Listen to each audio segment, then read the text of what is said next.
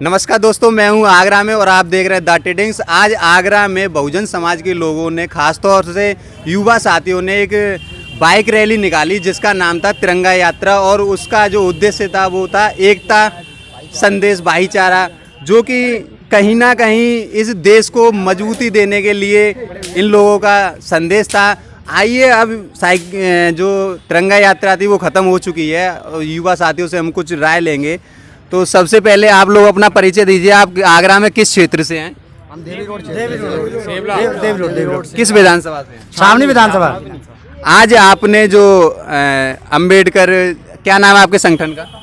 किसी संगठन से नहीं था ये, किसी संगठन से नहीं था। समाज का प्रोग्राम था ये। आप बाबा साहब के फॉलोअर हैं, जैसा कि अभी नारे लग रहे थे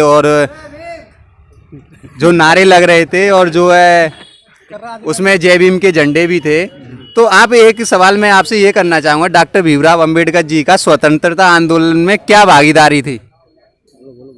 जी, स्वतंत्र संग्राम में उन्होंने वो सभी देशवासी आज़ादी के लिए लड़ रहे थे। हमारे बाबा साहब थे, उन्होंने आज़ादी के लिए लड़ा था, लेकिन उन्होंने जो किसी का ध्यान नहीं था, दलित और जातिवाद का, उन्होंने हमारे लिए लड़ाई लड़ी थी। जातिवाद को ख़त्म करना चाहते, जातिवाद के लिए लड़ाई लड़ी थी उन्होंने, और वो कामयाब भी हुए थे उसमें। उन्होंने आज़ादी की लड़ाई नहीं लड़ी, उन्होंने जातिवादी की लड़ाई लड़ी। वो सभी देशवासी लड़ रहे, लेकिन उन्होंने घरेलू लड़ाई लड़ी थी। जो सबसे ज़्यादा शोषण था वो घर में के अंदर था, जातिवाद का। सबसे ज्यादा जो शोषण था वो घर में था। हाँ। हमारे देश में था। हिंदू जो अपर कास्ट थे वो लोअर कास्ट को शोषण करते थे। आपके कहने के मुताबिक वर्ण व्यवस्था थी, जो ऊपर के जो वर्ण थे वो नीचे के शूद्र को और खासतौर जो अछूत था उनको शोषण करते थे। सही बात है ये? जी, बिल्कुल सही बात है। तो जो सवर्ण लोग थे वो कौन थे? सवर्ण लोग यही थे, आप जानते हैं, मैं जातियों का नाम तो नहीं लूँगा, लेकिन अपर कास्ट में जो भी जातियाँ आती हैं वो सभी लोग थे। और जो हमारी SC और शेड्यूल कास्ट में जितनी भी जाति हैं, पिछड़ा वर्ग में थे और ST में थे, वो सभी लोगों का शोषण हुआ था। राजनीति में चलते हैं, 2022 में किसकी सरकार आने वाली है? 2022 में बेमानी बहन जी की 5वीं बार सरकार बनेगी और फिर वही शासन, अनुशासन, प्रशासन लेकिन रहेगा हमारा। लेकिन योगी जी जो हैं लगातार अपने कामों को गिना रहे हैं, बड़े बड़े होर्डिंग, बैनर प्रचार कर रहे हैं। उनके कामों के बारे में आप कुछ कहना चाहेंगे? तो प्रचार सरकार है ना।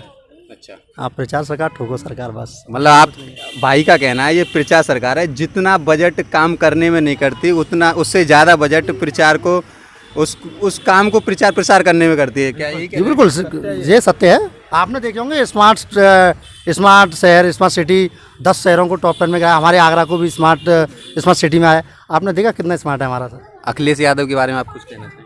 अखिलेश यादव तो वो सरकार एक ऐसी सरकार थी जो बहन जी के कार्यकाल में किए गए कार्यों को फीता काट काट कर मशहूर हुई है।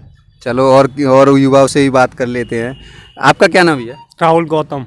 गौतम जी, आप ये बताइए कि 2022 के बारे में जो विधानसभा के चुनाव होंगे, आपको क्या लग रहा है किसकी सरकार आएगी? या फिर जो हम कह सकते हैं एक क्षेत्र में है, एक अनुशासन में है, तो यहाँ के लोग BSP को सपोर्ट कर रहे हैं। क्या आपको वाकई लग रहा है BSP आएगी? यस, BSP आएगी। BSP क्यों आएगी? या फिर आप जो किस काम के जरिए, किस बहन जी के जो मायावती जी हैं उनके किस काम को पसंद करते हैं इसलिए BSP आएगी? किस काम को? वो सर्व समाज की बात करती हैं, दलितों की बात करती हैं, इस वजह जी, सर्व समाज की बात करती हैं। वो सर्व समाज की बात करती हैं, दलितों की बात करती हैं, इसलिए दोबारा आएंगी। लोगों का कहना है उनके शासनकाल में जो था प्रशासन दुरुस्त चलता था, जो स्कीमें ऊपर से लागू होती थी वो भी ज़मीनी स्तर पे आती थी। तो आप हमारे साथ बने रहिए। वीडियो अच्छा लगा तो लाइक करिए, शेयर करिए, सब्सक्राइब जरूर करिए। बाबा साहब, बहन कुंवारी मायावती, बहन जी तुम संघर्ष करो।